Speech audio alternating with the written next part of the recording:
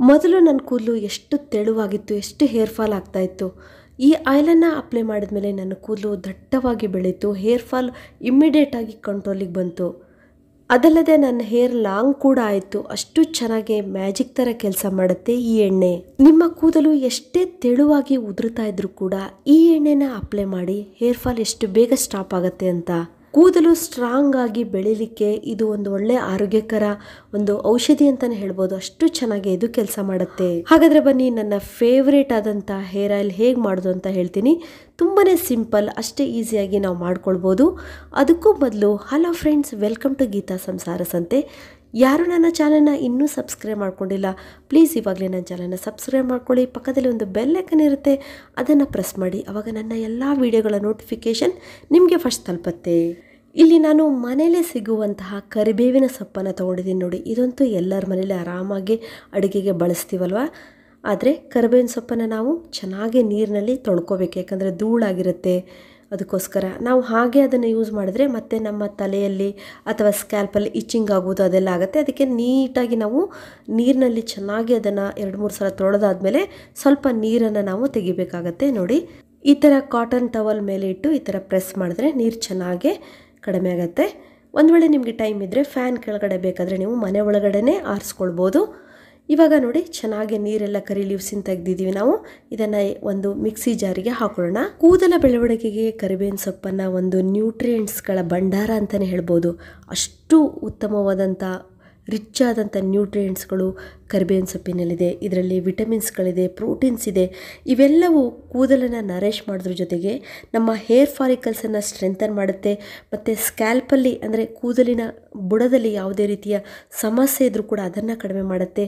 ಅದ್ರ ಜೊತೆಗೆ ತುಂಬ ಚಿಕ್ಕ ವಯಸ್ಸಿನಲ್ಲೇ ಗ್ರೇ ಹೇರ್ ಅಥವಾ ಬಿಳಿ ಕೂದಲು ಆಗ್ತಾ ಇದ್ರೆ ಅದನ್ನು ಕಂಟ್ರೋಲ್ ಮಾಡುತ್ತೆ. ಕೂದಲು ಒಂದು ಶೈನಿಂಗ್ ಬರಲಿಕ್ಕೆ, ಕೂದಲು ಗಟ್ಟಿಯಾಗಲಿಕ್ಕೆ, ಅಂದರೆ ಕೂದಲಿಗೆ ಒಂದು ಸ್ಟ್ರೆಂತ್ ಬರಲಿಕ್ಕೆ, ಹೇರ್ ಫಾಲನ್ನು ಸ್ಟಾಪ್ ಮಾಡಿ ಹೇರ್ ಗ್ರೋತನ್ನು ಇಂಪ್ರೂವ್ ಮಾಡಲಿಕ್ಕೆ ಈ ಕರಿಬೇವಿನ ಸೊಪ್ಪು ತುಂಬಾ ಒಳ್ಳೆಯದು ಫ್ರೆಂಡ್ಸ್. ಕೂದಲು ಚೆನ್ನಾಗಿ ಬೆಳಿಬೇಕು ಅಂದರೆ ನ್ಯೂಟ್ರಿಯೆಂಟ್ಸ್ಗಳು ಬೇಕಾಗುತ್ತೆ. ಹಾಗಾಗಿ ಕೂದಲ ಬೆಳವಣಿಗೆಗೆ, ಕೂದಲ ಆರೋಗ್ಯಕ್ಕೆ ಕರಿಬೇವಿನ ಸೊಪ್ಪು ತುಂಬಾ ಒಳ್ಳೆಯದು. ಇದನ್ನು ನಾವು ಒಂದು ಮಿಕ್ಸಿ ಜಾರಿಗೆ ಹಾಕ್ಕೊಂಡಿದ್ದೀವಿ. ಒಂದು ನಮ್ಮ ಕೈಲಿ 2 ಹಿಡಿ ಆಗುವಷ್ಟು, ಅಂದರೆ ಒಂದು 50 ಗ್ರಾಮ್ ಆಗುವಷ್ಟು ಕರಿಬೇವಿನ ಸೊಪ್ಪನ್ನು ನೀವು ಹಾಕ್ಕೊಳ್ಳಿ. ನೆಕ್ಸ್ಟ್ ಇದಕ್ಕೆ ನಾನಿಲ್ಲಿ 2 ಸ್ಪೂನ್ ಮೆಂತೆಯನ್ನು ಹಾಕ್ಕೊಂಡಿದ್ದೀನಿ. ಮೆಂತೆ ಏನು ನೆನೆಸಿದ್ದಲ್ಲ, ಫ್ರೆಶ್ ಆಗಿರುವಂತಹ ಮೆಂತೆಯೇ ನಾವು 2 ಸ್ಪೂನನ್ನು ಹಾಕ್ಕೊಂಡು ನೋಡಿ, ಈ ರೀತಿ ಮಿಕ್ಸಿಗೆ ಹಾಕ್ಕೊಂಡು ನಾವು ಅದನ್ನು ಸ್ವಲ್ಪ ಈ ಥರ ನಾವು ಪೌಡ್ರ್ ಮಾಡ್ಕೋಬೇಕು. ನೋಡಿ, ನೀರನ್ನು ಹಾಕಬಾರ್ದು, ಈ ರೀತಿ ಪುಡಿ ಮಾಡ್ಕೊಳ್ಬೇಕು. ಸಾಮಾನ್ಯವಾಗಿ ಮೆಂತೆ ಅಂತೂ ಕೂದಲ ಬೆಳವಣಿಗೆಗೆ ತುಂಬಾ ಒಳ್ಳೆಯದು. ಯಾಕಂದರೆ ಇದರಲ್ಲಿ ರಿಚ್ ಆದಂಥ ವಿಟಮಿನ್ಸ್ಗಳು ಮತ್ತು ಫೋಲಿಕ್ ಆ್ಯಸಿಡ್ ಇದೆ, ವಿಟಮಿನ್ ಕೆ ಇದೆ, ವಿಟಮಿನ್ ಸಿ ಇದೆ, ಮತ್ತು ಮಿನರಲ್ಸ್ಗಳಿದೆ, ಮತ್ತು ಪೊಟ್ಯಾಷಿಯಮ್, ಕ್ಯಾಲ್ಶಿಯಂ, ಐರನ್, ಹೀಗೆ ಎಲ್ಲ ಅಂಶಗಳು ಮೆಂತೆಯಲ್ಲಿ ಇರುವುದರಿಂದ ಈ ಮೆಂತೆ ಮತ್ತು ಕರಿಬೇವಿನ ಸೊಪ್ಪು ಇವೆರಡೇ ಸಾಕು ನಮ್ಮ ಕೂದಲು ಉದುರ್ತಾ ಇದ್ದರೆ ಎಂಥದೇ ಸಮಸ್ಯೆ ಆಗಿದ್ರೂ ಕೂಡ ಅದನ್ನೆಲ್ಲ ಸರಿ ಮಾಡಲಿಕ್ಕೆ. ಇವಾಗ ನೋಡಿ, ಒಂದು ಪಾತ್ರೆನ ತೊಗೊಳ್ಳೋಣ. ಈ ಥರ ಬಾಣಲಿ ಥರದ್ದು ತೊಗೊಳ್ಳಿ.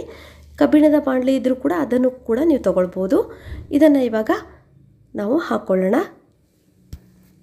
ನೀವು ಒಂದು ಸಲ ಈ ಥರ ಮನೆಮದ್ದನ್ನು ಮಾಡಿಟ್ಕೊಂಡ್ರೆ ಆರಾಮಾಗಿ ಅಂಗಡೀಲಿ ಸಿಕ್ಕಾಪಟ್ಟೆ ರೇಟ್ ಕೊಟ್ಟು ಆ ಆಯಿಲ್ ಈ ಆಯಿಲ್ ಅಂತ ತೊಗೊಳ್ಳೋದೇ ಬೇಡ. ತುಂಬಾ ಒಂದು ಅಮೃತ ಅಂತಲೇ ಹೇಳ್ಬೋದು ಕೂದಲ ಬೆಳವಣಿಗೆಗೆ. ಇದು ಅಷ್ಟು ಚೆನ್ನಾಗಿ ಕೆಲಸ ಮಾಡುತ್ತೆ. ಒಂದು ಸಲ ಮಾಡಿಟ್ಕೊಂಡ್ರೆ ನೀವು 6 ತಿಂಗಳು ಅದು ಹಾಳಾಗೋದೇ ಇಲ್ಲ. ಯಾಕಂದರೆ ನಾವಿಲ್ಲಿ ನೀರಿನಂಶ ಬಳಸೋದೇ ಇಲ್ಲ. ಹಾಗಾಗಿ ಇವಾಗ ನಾವು ಇದಕ್ಕೆ ಕೊಬ್ಬರಿ ಎಣ್ಣೆನ ಆ್ಯಡ್ ಮಾಡೋಣ. ನೋಡಿ, ನಾನಂತೂ ನಮ್ಮ ಮನೆಯಲ್ಲಿ ತಯಾರಿಸಿದಂಥ ಪ್ಯೂರ್ ಆದಂಥ ಕೊಬ್ಬರಿ ಎಣ್ಣೆನೇ ಸೇರಿಸ್ತಾ ಇದ್ದೀನಿ. ನೀವು ಆದಷ್ಟು ಗಾಣದಲ್ಲಿ ತೆಗೆದಂಥ ಕೊಬ್ಬರಿ ಎಣ್ಣೆ ಯೂಸ್ ಮಾಡಿದ್ರೆ ತುಂಬಾ ಒಳ್ಳೆಯದು. ನಾನಿಲ್ಲಿ 200 ಗ್ರಾಮ್ ಆಗುವಷ್ಟು ಕೊಬ್ಬರಿ ಎಣ್ಣೆನ ಇದಕ್ಕೆ ಸೇರಿಸ್ತಾ ಇದ್ದೀನಿ. ನೋಡಿ, ಇವಾಗ ಇದನ್ನು ನಾವು ಸ್ಟವ್ ಮೇಲಿಟ್ಟು ಮೀಡಿಯಮ್ ಫ್ಲೇಮಲ್ಲಿ ಚೆನ್ನಾಗಿ ನಾವು ಇದನ್ನು ಕಾಯಿಸಬೇಕು.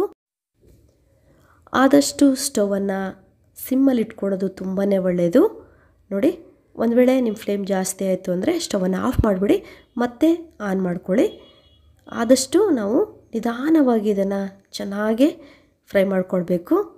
ನೋಡಿ, ಸ್ವಲ್ಪ ನೀವು ಈ ಥರ ಸ್ಪೂನಿಂದ ಮಿಕ್ಸ್ ಮಾಡ್ತಾ ಬನ್ನಿ. ಕೆಳಗಡೆ ಒಂದು ವೇಳೆ ಮೆಂತೆ ಎಲ್ಲ ಕೂತಿರುತ್ತಲ್ಲ, ಅದು ಚೆನ್ನಾಗಿ ಫ್ರೈ ಆಗಬೇಕು. ಹಾಗಾಗಿ ನೋಡಿ ಎಷ್ಟು ಚೆನ್ನಾಗಿ ಕಲರ್ ಬಿಡ್ತಾ ಇದೆ ಅಂಥೇಳಿ, ಅಷ್ಟು ಪ್ಯೂರಾಗಿ ಗ್ರೀನ್ ಕಲರ್ ಬರ್ತಾ ಇದೆ. ಆಯುರ್ವೇದಿಕ್ ಎಣ್ಣೆ ಅಂತಲೇ ಹೇಳ್ಬೋದು. ಅಷ್ಟು ಚೆನ್ನಾಗಿ ನಮ್ಮ ಕೂದಲ ಬೆಳವಣಿಗೆಗೆ ಇದು ತುಂಬಾ ಒಳ್ಳೆಯದು. ಇದನ್ನು ನೀವು ಚಿಕ್ಕ ಮಕ್ಕಳಿಗೆ ಕೂಡ ಅಪ್ಲೈ ಮಾಡ್ಬೋದು. ಅವ್ರ ಕೂದಲು ಕೂಡ ಹೆಲ್ದಿಯಾಗಿರಲಿಕ್ಕೆ ಒಳ್ಳೆಯದಿದು.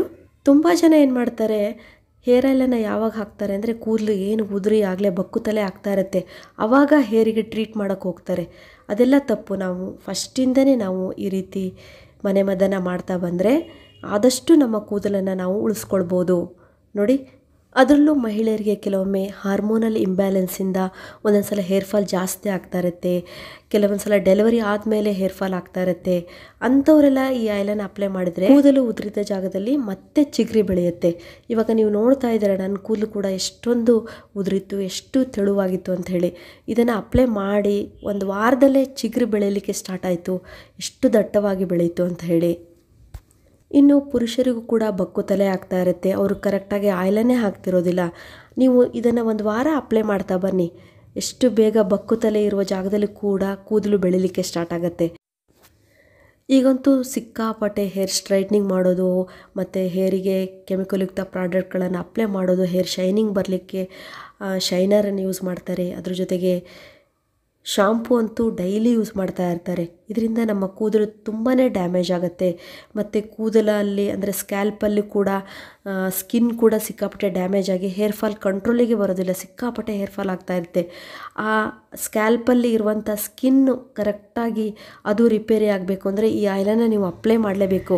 ಈ ಆಯಿಲ್ ಕೂದಲ ಬುಡದಲ್ಲಿರುವಂಥ ಸೆಲ್ಸ್ ಡ್ಯಾಮೇಜ್ ಆಗುವುದನ್ನು, ಡ್ರೈ ಆಗುವುದನ್ನು ತಡೆಗಟ್ಟುತ್ತೆ, ಅಲ್ಲಿ ಮಾಯ್ಶ್ಚರ್ ಆಗುವಂತೆ ಮಾಡುತ್ತೆ. ಹಾಗಾಗಿ ಕೂದಲು ಬೆಳೆಯಲು ಮತ್ತು ಹೊಸ ನ್ಯೂ ಸೆಲ್ಸ್ ರೆಜ್ಯೂನೇಟ್ ಆಗಲಿಕ್ಕೆ ಕೂಡ ಇದು ತುಂಬ ಹೆಲ್ಪ್ ಮಾಡುತ್ತೆ. ಆಯಿಲ್ ಕಲರ್ ಕೂಡ ಚೇಂಜ್ ಆಯಿತು ಮತ್ತು ಕರಿಬೇವಿನ ಸೊಪ್ಪು ಮೆಂತೆ ಕೂಡ ಕೆಂಪು ಕಲರಿಗೆ ಬಂದಿದೆಯಲ್ಲ. ಇವಾಗ ಸ್ಟವನ್ನು ಆಫ್ ಮಾಡಿಬಿಡೋಣ. ಇದು ಸ್ವಲ್ಪ ತಣ್ಣಗಾಗೋವರೆಗೂ ನಾವು ಇಡಬೇಕಾಗತ್ತೆ. ಸ್ವಲ್ಪ ತಣ್ಣಗಾದಮೇಲೆ ನಾವು ಇದನ್ನು ಒಂದು ಬಾಟಲಿಗೆ ಫಿಲ್ಟ್ರ್ ಮಾಡ್ಕೊಳ್ಳೋಣ. ಈ ಆಯಿಲನ್ನು ತಯಾರಿ ಮಾಡಲಿಕ್ಕೆ ಮನೇಲಿರುವ ಪದಾರ್ಥ ಸಾಕು. ನೋಡಿ, ಮನೇಲಿ ಆರಾಮಾಗಿ ಕೊಬ್ಬರಿ ಎಣ್ಣೆ ಇರುತ್ತೆ, ಹೇರಿಗೆ ನಾವು ಯಾವಾಗಲೂ ಹಾಕ್ಕೊಳ್ತಾ ಇರ್ತೀವಲ್ವ. ಅದ್ರ ಜೊತೆಗೆ ಕರಿಬೇವು ಮತ್ತು ಮೆಂತೆ ಮಿಕ್ಸ್ ಮಾಡಿಬಿಟ್ಟು ನಾವು ಹಾಕ್ಕೊಂಡ್ರೆ ಒಳ್ಳೆ ಅದ್ಭುತವಾದಂಥ ಹೇರ್ ಆಯಿಲ್ ರೆಡಿ ಆಗುತ್ತೆ. ಒಂದು ಸಲ ನೀವು ಇದನ್ನು ತಯಾರಿ ಮಾಡಿಟ್ಕೊಂಡ್ರೆ ನಿಮ್ಮ ಮನೇಲಿರೋರು ಎಲ್ಲರೂ ಅಪ್ಲೈ ಮಾಡ್ಕೊಳ್ಬೋದು. ಎಷ್ಟು ಹೆಲ್ದಿಯಾದಂಥ, ಅದರಲ್ಲೂ ಕೂದಲು ತುಂಬ ಶೈನಿಂಗ್ ಬರುತ್ತೆ. ಒಳ್ಳೆ ದಟ್ಟವಾದ ಕೂದಲು ಉದ್ದವಾಗಿ ಬೆಳೀಲಿಕ್ಕೆ ಈ ಆಯಿಲ್ ತುಂಬಾ ಹೆಲ್ಪ್ ಮಾಡುತ್ತೆ. ನೋಡಿ ಎಷ್ಟು ಚೆನ್ನಾಗಿದೆ ಆಯಿಲ್ ಕಲರ್ ಕೂಡ. ನೀವು ಬೇಕಾದಾಗ ಒಂದು ಬೌಲಿಗೆ ಇದನ್ನು ಈ ರೀತಿ ತಕ್ಕೊಳ್ಬೋದು. ನೋಡಿ, ಈ ರೀತಿ ತೆಗೆದು ನೀಟಾಗಿ ನಿಮ್ಮ ಕೂದಲಿಗೆ ಮತ್ತು ಸ್ಕ್ಯಾಲ್ಪಿಗೆ, ಕೂದಲಿನ ಬುಡಕ್ಕೆ ಚೆನ್ನಾಗಿ ಅಪ್ಲೈ ಮಾಡಿ ಮಸಾಜ್ ಮಾಡಬೇಕು. ಈ ಆಯಿಲನ್ನು ಅಪ್ಲೈ ಮಾಡಿದ ಮೇಲೆ ನಿಮ್ಗೆ ಇಷ್ಟವಾದಂಥ ಮೈಲ್ಡ್ ಆಗಿರುವ ಶಾಂಪೂನ ಹಾಕಿ ಹೇರ್ ವಾಶ್ ಮಾಡ್ಕೊಳ್ಳಿ. ತುಂಬಾ ಒಳ್ಳೆಯ ರಿಸಲ್ಟ್ ಸಿಗುತ್ತೆ ಫ್ರೆಂಡ್ಸ್. ವಾರಕ್ಕೆ ಒಂದು 2 ಸಲನಾದರೂ ಕೂದಲಿಗೆ ಈ ಆಯಿಲನ್ನು ಅಪ್ಲೈ ಮಾಡಿ ಅಟ್ಲೀಸ್ಟ್ ಒಂದು 2 ಗಂಟೆ ತಲೆಯಲ್ಲಿ ಇರುವ ಹಾಗೆ ಎಣ್ಣೆಯನ್ನು ಬಿಟ್ಟು ಹೇರ್ ವಾಶ್. ನಾನಂತೂ ರಾತ್ರಿ ಚೆನ್ನಾಗಿ ಹೇರಿಗೆ ಆಯಿಲನ್ನು ಅಪ್ಲೈ ಮಾಡಿ ಬೆಳಗ್ಗೆ ಹೇರ್ ವಾಶ್ ಮಾಡ್ತಿದ್ದೆ. ನೀವು ಸಾಧ್ಯವಾದರೆ ರಾತ್ರಿ ಚೆನ್ನಾಗಿ ಈ ಆಯಿಲನ್ನು ಅಪ್ಲೈ ಮಾಡಿಬಿಟ್ಟು ಬೆಳಗ್ಗೆ ಹೇರ್ ವಾಶ್ ಮಾಡ್ಕೊಳ್ಳಿ, ಒಳ್ಳೆಯ ರಿಸಲ್ಟ್ ಸಿಗುತ್ತೆ ಫ್ರೆಂಡ್ಸ್. ಇದುವರೆಗೂ ನಾನು ವಿಡಿಯೋ ನೋಡೋದಕ್ಕೆ ನಿಮಗೆಲ್ಲರಿಗೂ ಧನ್ಯವಾದಗಳು.